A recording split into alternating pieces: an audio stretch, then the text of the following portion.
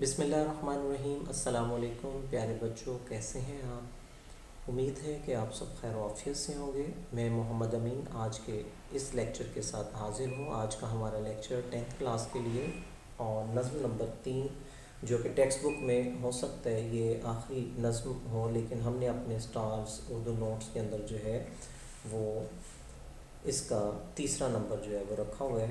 امید ہے کہ آپ لوگ جو ہے اس چیز کو سمجھ کے ہوں گے۔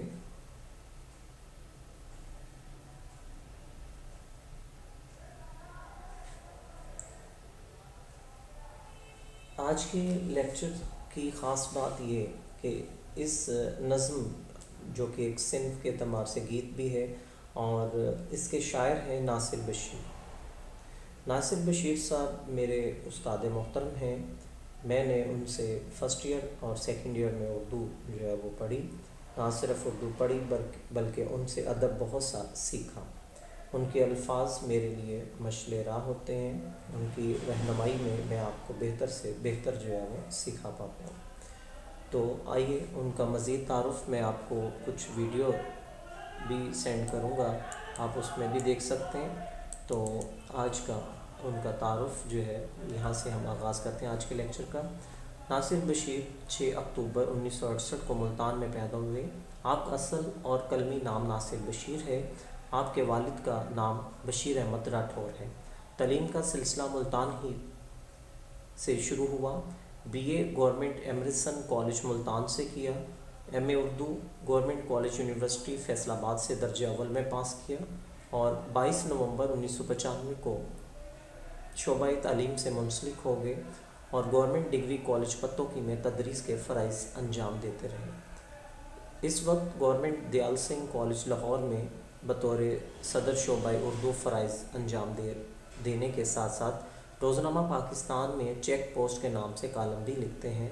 اس میں ناظرین یہ بھی آپ کو بتاتا جاؤں کہ ان کی روزانہ ایک غزل جو ہے روزنامہ پاکستان میں شائع ہوتی ہے، جو حالات حاضرہ کے اوپر ہوتی ہے۔ اس حوالے سے آپ کو شاعر پاکستان کا لقب بھی مل چکا ہے۔ کلام کی خوبیاں۔ غزل کے قادر الکلام شاعر ہیں۔ قومی، سماجی اور سیاسی رنگ غالب ہے۔ زبان و بیان پر عبور ہے۔ قلمی بقول احمد ندیم قاسمی شعراء ناصر بشیر کی عمر میں فن کو صرف ایک موضوع میں محدود رکھ پاتے ہیں، مگر ناصر بشیر تو حسن و عشق کی کارفرمائیوں سے فیض یاب ہونے کے ساتھ ہی اپنے معاشرے، اپنے ماحول اور اپنے عہد کے مسائل سے بھی پوری فنی دیانت کے ساتھ نمٹتا ہے۔ اس طرح اس کی غزل خود اس کی باطن کا آئینہ بھی ہے اور اس کے اثر نمائندہ بھی ہے۔ تصانیف کا اگر ذکر کیا جائے تو آپ کا مجموعہ غزل منظر بدل گئے 1994 میں شائع ہوا۔ آپ اس کے علاوہ شمس آغا کی کہانی، اشفاق صاحب کے زاویے، پہلی پیشی، اور یہ بھی بتاتا جاؤں کہ ایک اور کتاب آپ کی منظر عام پر آ چکی ہوئی ہے جو حج کے سفر سے متعلقہ ہے۔ اور اس کے علاوہ Punjab curriculum and text board کی اردو کی چوتھی اور پانچویں کتاب میں آپ کی تصانیف شامل ہیں۔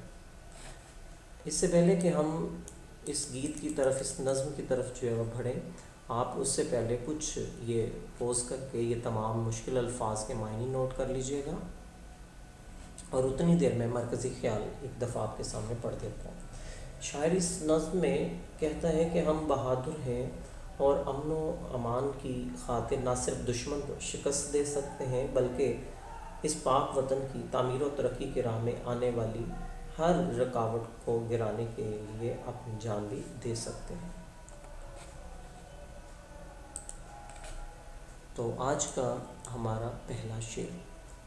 پاکستانی بچے ہیں ہم، امن سے اتنا پیار ہمیں، اپنے اندر کے دشمن سے لڑنا ہے اس بار ہمیں۔ نظم کا عنوان بہادر بچے، شاعر کا نام ناصر بشیر۔ مفہوم: ہم پاکستانی بچے ہیں، ہمیں امن سے بہت پیار ہے اور ہم اپنے اندرونی دشمن سے لڑنے کے لیے تیار ہیں۔ تشریح: ناصر بشیر جو کہ قادر الکلام شاعر ہیں، انہوں نے یہ نظم آرمی پبلک اسکول کے بہادر طلباء کی عظمت کو سلام پیش کرنے کے لیے اور آئندہ نسلوں کو ان کی جرأت و بہادری سے آگاہ کرنے کے لیے لکھی ہے۔ تشریح طلب اس شعر میں شاعر کہتا ہے کہ اس مادر وطن کی آغوش میں پرورش پانے والے بچے یقیناً بہت بہادر اور جرأت مند ہیں۔ ان کو امن و آشتی سے بہت لگاؤ ہے۔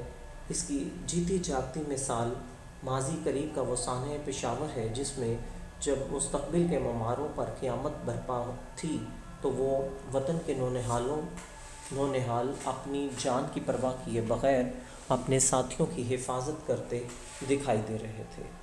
یہ بچے دشمن کو آج بھی للکار کر اقبال کی زبان میں یہ پیغام دے رہے ہیں کہ باطل سے دبنے والے آسماں نہیں ہم، باطل سے دبنے والے آسماں نہیں ہم، 100 بار تو کر چکا ہے امتحاں ہمارا۔ تو جہاں اسلامی تاریخ بہادری کی لازوال داستانوں سے بھری پڑی ہے، وہاں اس مادر وطن کی آغوش میں نشو و نما پانے والے نونہالوں نے امن و آشتی کا پیغام دیتے ہوئے ایک اور داستان کا اضافہ کر دیا ہے۔ اس حوالے سے پیارے بچوں، آپ سے یہ کہنا چاہوں گا کہ آج کل پاکستان ٹیلی ویژن کے اوپر 7:55 پر ڈرامہ، ترکی ڈرامہ جو ہے ارطغرل، وہ اردو زبان کے اندر دکھایا جا رہا ہے۔ وہ اسلامی بہادری کی لازوال داستانوں میں سے ایک داستان ہے، آپ اسے لازمی دیکھا کریں۔ شعر نمبر 2۔ دریا میں طغیانی ہے، مجدار میں کشتی ٹھہری ہے، لیکن ہم نے سوچ لیا ہے جانا ہے اس پار ہمیں۔ مفہوم: اگرچہ ہم مشکلات کے بھنور میں ٹھہرے ہوئے ہیں، مگر پھر بھی ہم نے یہ فیصلہ کر لیا ہے کہ منزل پر پہنچ کے رہیں گے۔ ناصر بشیر، جو کہ قادر الکلام شاعر ہیں، انہوں نے یہ نظم آرمی پبلک اسکول کے بہادر طلباء کی عظمت کو سلام پیش کرنے کے لیے اور آئندہ نسلوں کی جرأت و بہادری سے آگاہ کرنے کے لیے لکھی ہے۔ تشریح طلب اس شعر میں شاعر نے ان مشکلات کی طرف اشارہ کیا ہے جو امن و آشتی کی راہ میں حائل ہیں۔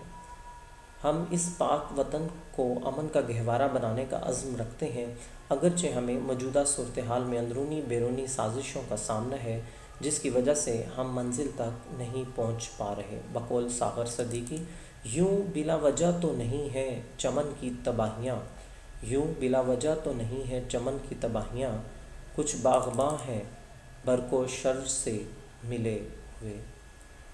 شاعر کہتا ہے کہ ان تمام تر مشکلات اور رکاوٹوں کے باوجود ہم اس بات کو عزم کر چکے ہیں کہ ہم مشترکہ جدوجہد سے ان تمام رکاوٹوں کو عبور کر کے نہ صرف اس پاک وطن کو امن کا گہوارہ بنائیں گے بلکہ امن کا ایک آفاقی اسلامی پیغام بھی دیں گے۔ پاکستان اپنے دشمن کی ہر سازش کو ناکام بنانے کا ہنر جانتا ہے۔ بقول اعجاز احمد، کانٹوں کو کاٹنے کے بہانے پھولوں پہ جو حملہ کرتا ہے، ہم ایسے ظالم مالی کو گلشن سے بگانے نکلے ہیں۔ آج کا ہمارا چھٹا شعر: کلیاں دل کی کھل جائیں گی، کلیاں دل کی کھل جائیں گی، باد صبا اٹھلائے گی، باد صبا اٹھلائے گی، فصل بہار ہے آنے والی، دکھتے ہیں آثار ہمیں۔ دل میں خوشی کی لہر دوڑے گی، صبح کی خوشگوار ہوا ہمیں بیدار کرے گی، ہمیں یہ آثار دکھائی دے رہے ہیں کہ موسم بہار پھر سے آنے والا ہے۔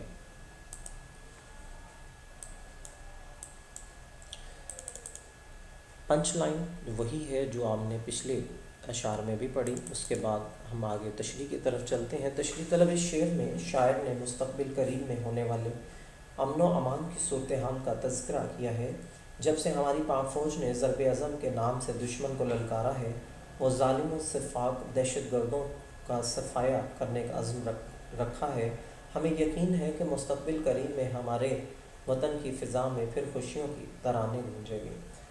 بقول شاعر، آپ نے تشریح کے دوران بیٹا یہ علامت دیکھ رہے ہیں، ٹھیک ہے جی، اس کو آپ نے ایسے ہی جو ہے وہ مینشن کرنا ہے۔ تو بالکل درمیان میں مارکر کے ساتھ آپ شعر لکھیں گے کہ آزادی کا ایک لمحہ ہے بہتر، کہ آزادی کا ایک لمحہ ہے بہتر غلامی کی حیات جاوداں سے۔ ہمارے دلوں میں جو خوف دہشت گردوں نے ڈال رکھا ہے اس کی جگہ امن و سکون اور خوشی آ جائے گی۔ ہمارا یہ پاک وطن خزاؤں کی جگہ بہار کے مناظر پیش کرے گا۔ ہماری پاک فوج کا کردار اس بات کی علامت ظاہر کر رہا ہے کہ اب وہ دن دور نہیں جب ہم خوشگوار فضا میں سانس لیں گے۔ تو الحمدللہ دہشت گردی کے بادل جو ہے وہ جھڑ چکے ہیں، ہمارا ملک امن و آشتی کا گہوارہ ہے۔ اللہ پاک اس کو مزید ترقی دے اور ہم سب کو آپس میں مل جل کر رہنے کی توفیق عطا فرمائے۔ یہاں تک ہم آج کا میرا لیکچر تھا۔ ان 3 اشعار میں سے آپ نے کسی ایک شعر کی تشریح کو خوش خط اپنی کاپیوں پہ لکھنا ہے۔ انشاءاللہ اگلے لیکچر میں پھر آپ سے ملاقات ہوگی۔ تب تک کے لیے محمد امین کو اجازت دیجیے، اور وہ بچے جنہوں نے ابھی تک یا وہ ناظرین جنہوں نے ابھی تک میرا یہ چینل سبسکرائب نہیں کیا تو اس کو ضرور سبسکرائب کیجیے تاکہ آپ تک بر وقت مزید انٹرٹینمنٹ اور ایجوکیشنل ویڈیوز جو ہے وہ پہنچتی رہیں۔ محمد امین کو اجازت دیجیے، اللہ حافظ۔